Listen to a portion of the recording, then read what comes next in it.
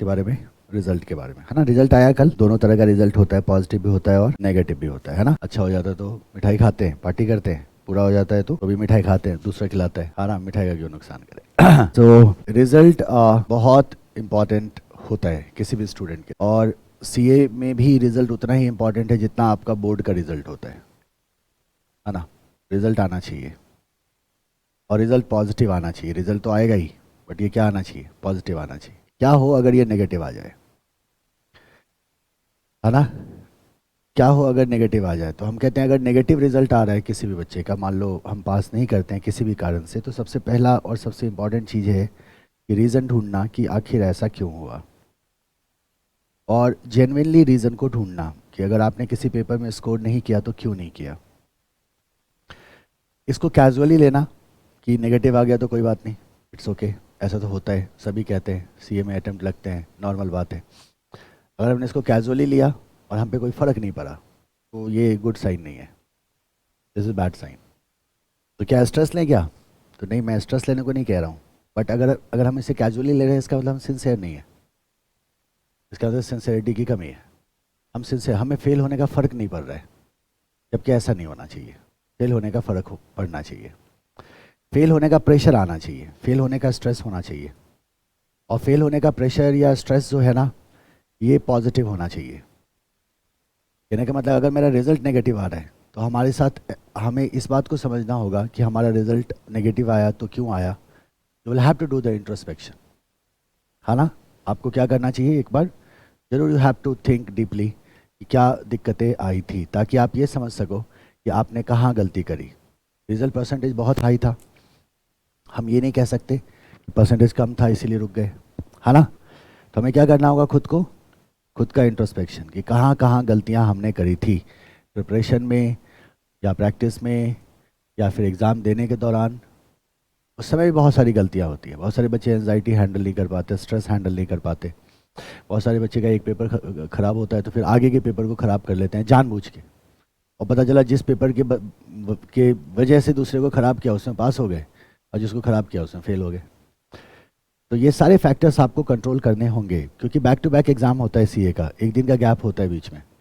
तो कंटिन्यूसली आपका एक पीरियड चलता है जिसमें आपको 3 घंटे के अंदर हर एक पेपर में अपने आप को क्या करना होता है, साबित करना होता है।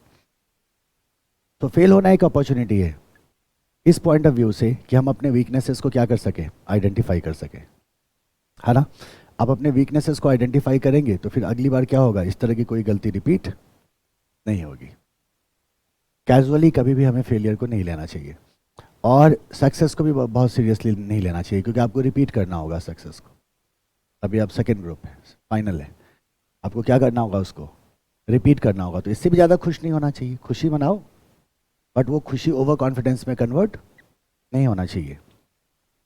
स्ट्रेस आना जरूरी है, बिल्कुल स्ट्रेस का ना होना ये तो बड़ा बवाल वाली बात हो गई ना, कि बिल्कुल स्ट्रेस ही नहीं है, फ़र्क ही नहीं पड़ रहा है।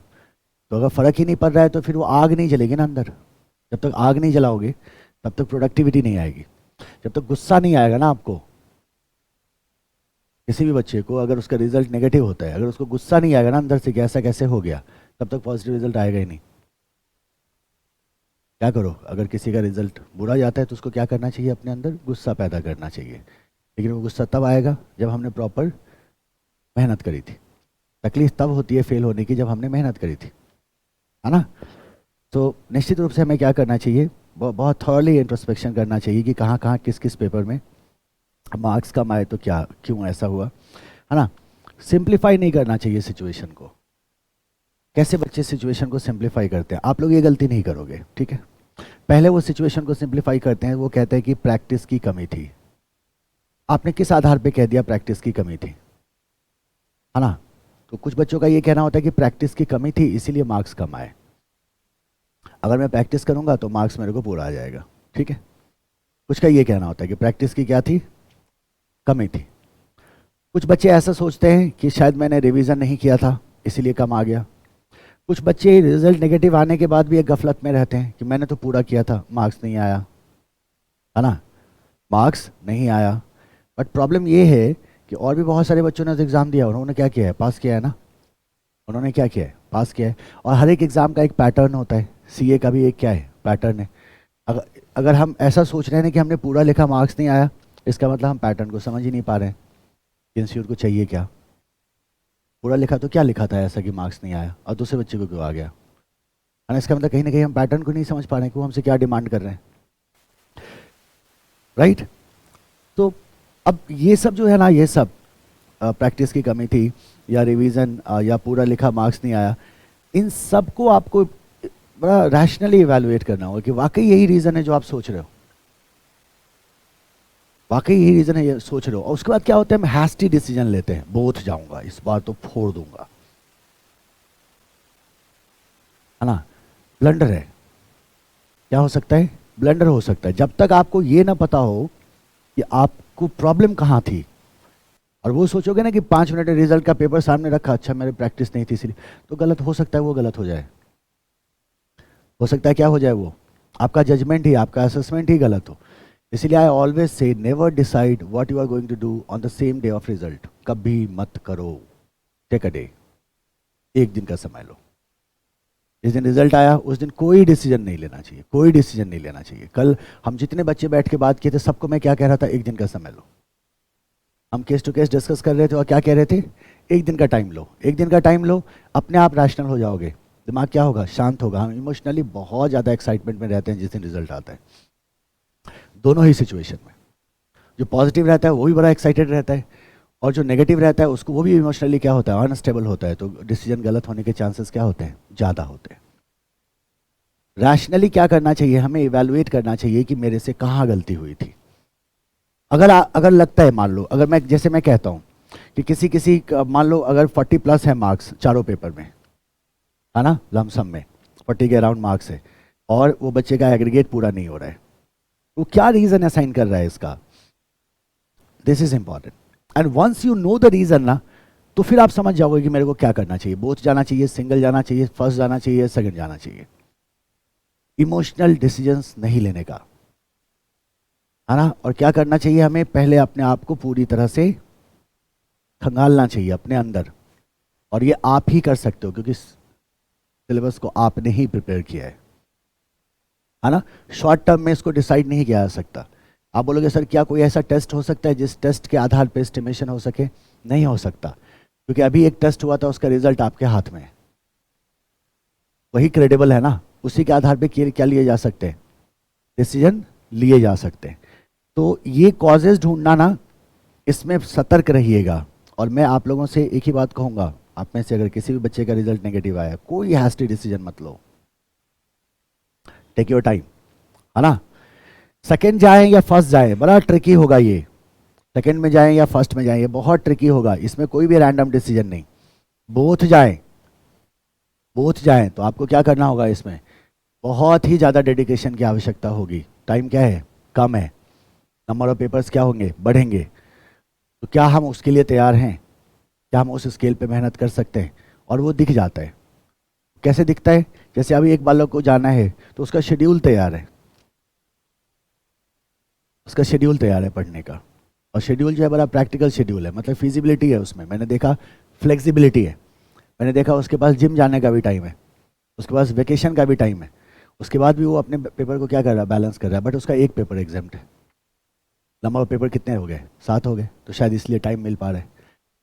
तो अगर हम बोथ जा रहे हैं तो हमारे पास एक सॉलिड प्लान होना चाहिए, डे बाय डे की क्या होनी चाहिए, प्लानिंग होनी चाहिए कि हम किस तरह से पूरे सिलेबस को कवर करेंगे।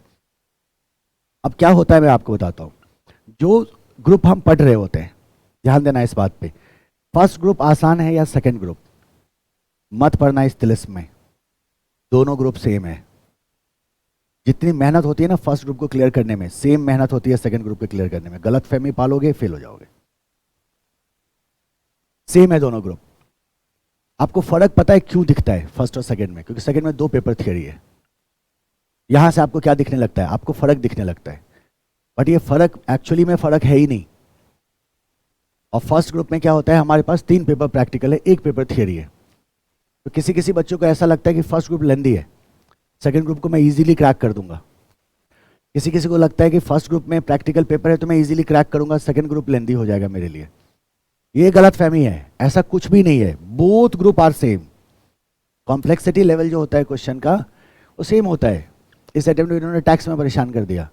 सेकेंड ग्रुप में ऑल्टरनेट चलता है, कभी ऑडिट, कभी EISSM, कभी ऑडिट, कभी EISSM। लास्ट अटेम्प्ट में FME को, कभी FME को।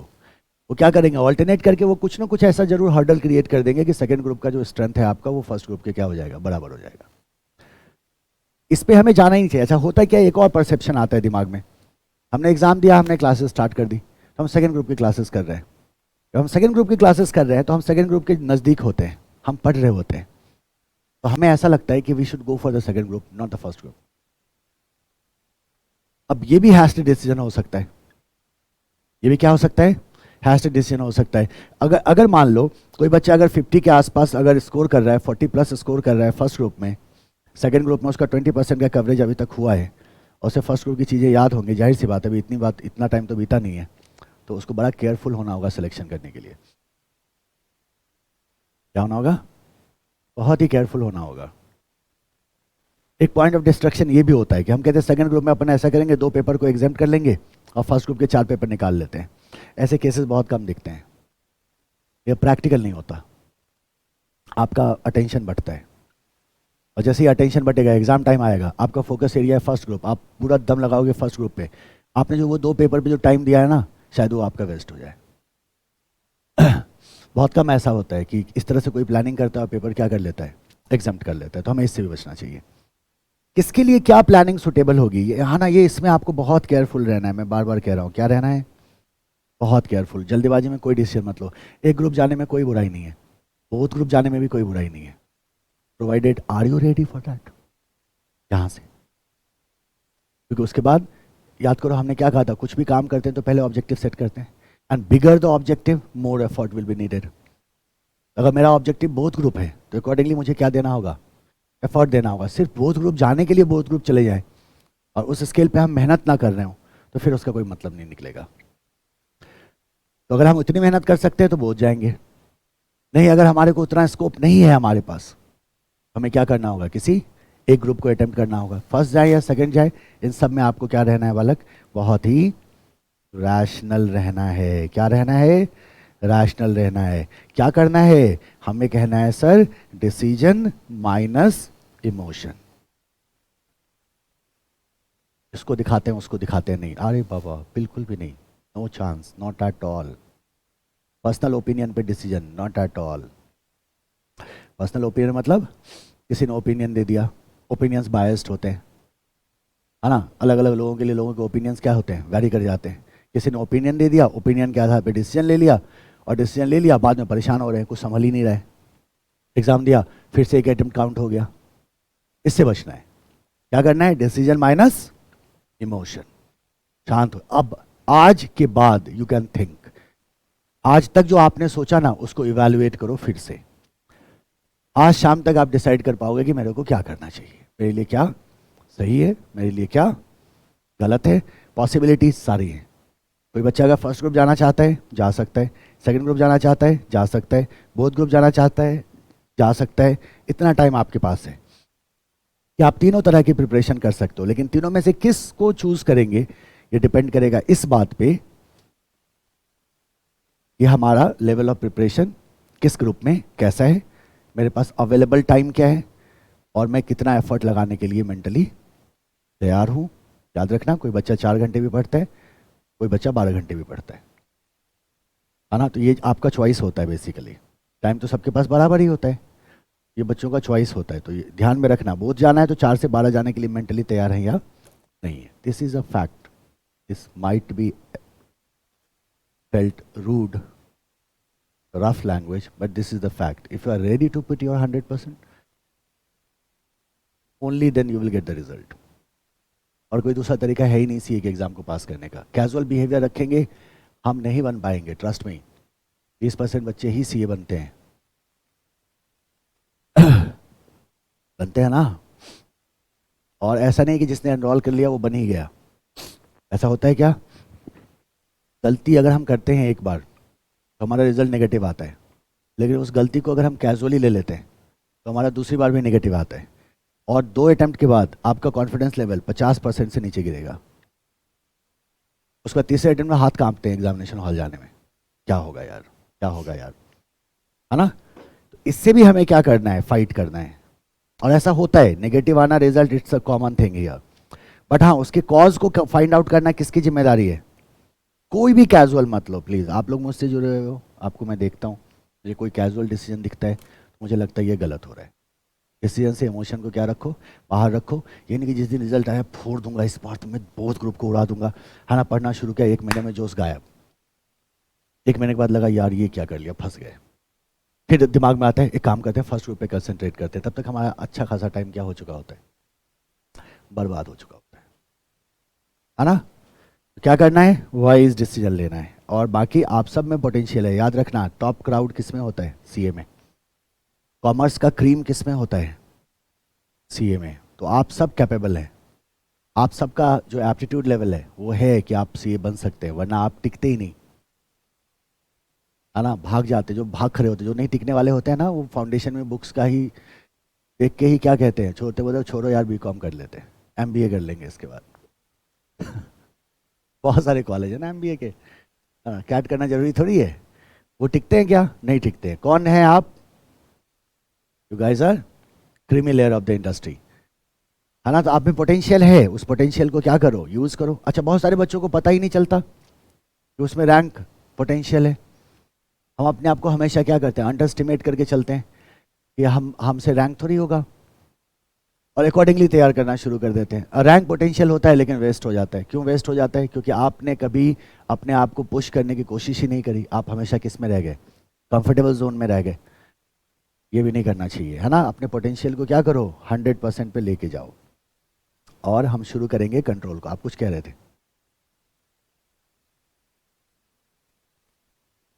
Introspection and then ask. बिना इंट्रोस्पेक्शन के मेरे से मत पूछो। Go through your syllabus. जैसे ग्रुप 1 का रिजल्ट आया, आपके पास मार्कशीट है ना। आपने तैयारी कर रखी है, आपको पता है आपने कैसी तैयारी करी थी।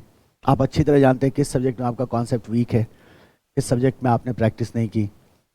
सिर्फ प्रैक्टिस बोल के कूद पड़ना, ये गड़बड़ हो सकता है। मार्च तक हमारा ग्रुप 2 का कोचिंग खत्म हो जाएगा, ठीक है। मार्च में खत्म हो जाएगा, तो अगर मार्च फर्स्ट वीक में कैसे खत्म होगा, मार्च में कंप्लीट होगा। मार्च में सारे खत्म हो जाएंगे आप।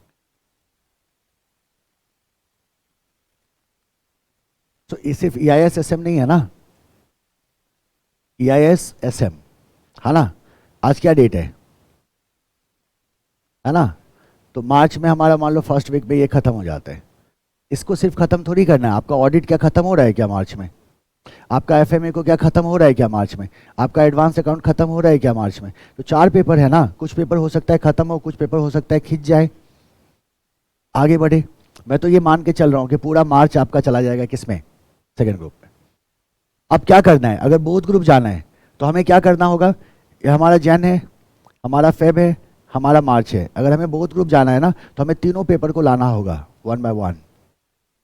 कि हम इस 4 पेपर के साथ फर्स्ट ग्रुप के एक पेपर को यहाँ कमांड करें, एक पेपर को यहाँ लेके आ जाए, एक पेपर को यहाँ लेके आ जाए, ताकि मार्च खत्म होते होते मेरा ये रिवीजन हो जाए और ये मेरा क्या हो जाए, तैयार हो जाए। तो स्केल ऑफ एफर्ट क्या होगा, बढ़ेगा। आप सोचोगे ना पहले सेकंड कर लें और फिर फर्स्ट को रिवाइज करें, तो शायद फिर से बवाल होगा। हाँ, तो वो तो करना पड़ेगा आपको। मैं आपसे शेड्यूल शेयर करूंगा कल। जो जिस बच्चे के शेड्यूल को मैं रेफर कर रहा था उसने किया है, और कल ही हमने बात करी थी। मैंने कहा था एक एक पेपर को लाओ, और मंथ वाइज लेके आ रहे हैं, और हो जाएगा, ट्रस्ट में। आपको कुछ ऐसी प्लानिंग करनी होगी कि आपका फर्स्ट ग्रुप का रिवीजन इमीडिएट क्या हो जाए, स्टार्ट हो जाए। सेकेंड ग्रुप ड्रॉप करो, होल्ड कर दो। नहीं कोई बात नहीं, इट्स ओके। जो आपने सीखा है वो कभी खराब नहीं होता। जब आप दोबारा पढ़ना शुरू करोगे ना, तो ऑटोमेटिकली क्या होगा, रिकवर हो जाएगा। एक बात और, क्लास फी को कंसीडर करके डिसीजन मत लेना। टॉक टू रिस्पेक्टिव टीचर, उनको बोलो मेरा बैच होल्ड करो, जब मैं सेकंड ग्रुप दूंगा तो मेरे को आप क्लासेस दे देना। Save your money in that way. That request can be made ना, that request can be made कि आप मेरा क्लास क्या करो, होल्ड कर दो, और जब मैं सेकंड ग्रुप दूंगा तो फिर आप मेरे को वहाँ से कंटिन्यू। हो सकता है कुछ इंस्टीट्यूट आपको हाँ बोले, कुछ ना बोले। हाँ, जैसे मैंने अलाउ कर दिया है इस बात को कि कोई भी बच्चा अगर क्लास होल्ड कराना चाहता है तो होल्ड कराए, कोई दिक्कत नहीं। 6 महीने बाद आएगा, उसी फी में वो क्या कर लेगा, कंटिन्यू कर लेगा। तो आप इसको होल्ड कर सकते हैं ना। फीस पे डिसीजन मत लेना कि मैं सेकंड ग्रुप का फी दे चुका हूं, मेरा पैसा डूब जाएगा, मेरे को तो बहुत देना होगा, पता चलेगा फिर से दोगे फिर 2024 में। फी डिसीजन का बेसिस नहीं हो सकता। एजुकेशन का कॉस्ट आता है, अब वो आएगा, उससे भाग नहीं पाओगे। होल्ड करा लो, और ऑलमोस्ट सब जगह होल्ड का ऑप्शन सब देते हैं। बच्चा अगर चाह रहा है कि मैं नहीं अपियर होना चाहता, तो क्या हो जाएगा, होल्ड हो जाएगा, उसको फिर अगले अटेम्प्ट में यूटिलाइज कर लेना, है ना। अगर हम सिंगल जा रहे हैं तो, अगर बोथ जा रहे हैं तो जो मैं कह रहा हूं ना आपको कि हमारे को फर्स्ट ग्रुप के पेपर को मंथ वाइज क्या करना होगा, रिवीजन के शेड्यूल में लाना होगा। अगर हम नहीं लाएंगे तो फिर लास्ट मिनट में स्ट्रेस लेवल क्या होगा, बढ़ेगा। और स्ट्रेस उतना ही होना चाहिए जितना वो क्या रहे, पॉजिटिव रहे। इतना नहीं होना चाहिए कि स्ट्रेस क्या हो जाए, नेगेटिव हो जाए, है ना। तो थिंक अकॉर्डिंगली, सोचो और डिसीजन लो। एक बार सोच लो, इंट्रोस्पेक्शन कर लो, फिर मेरे को बोलोगे सर क्या करें, तो फिर मैं बोल्डली बोल दूंगा ये करो या ये करो। आपका मार्कशीट बहुत कुछ कह देता है। आप में से बहुत सारे बच्चों को मैंने क्या कहा कि ड्रॉप करो, बहुत सारे बच्चों को क्या कहा बोथ जाओ, बहुत सारे बच्चों को क्या कहा सेकंड जाओ। क्यों कहा मैंने ऐसा, your marksheet tells about you. उसके बाद आप कुछ भी एक्सक्यूज लगाओ ना मेरे सामने कि प्रैक्टिस नहीं हुआ था, एग्जाम से एक हफ्ते पहले तबीयत खराब हो गई थी, वो सब कुछ भी मायने नहीं रखता, समझ में आ जाता है बच्चे ने किया क्या एग्जाम में, है ना। So think accordingly. और मस्त रहने का, क्या करने का, मस्त रहने का, क्या रहने का, मस्त रहने का। चेहरे से क्या नहीं जाना चाहिए, स्माइल।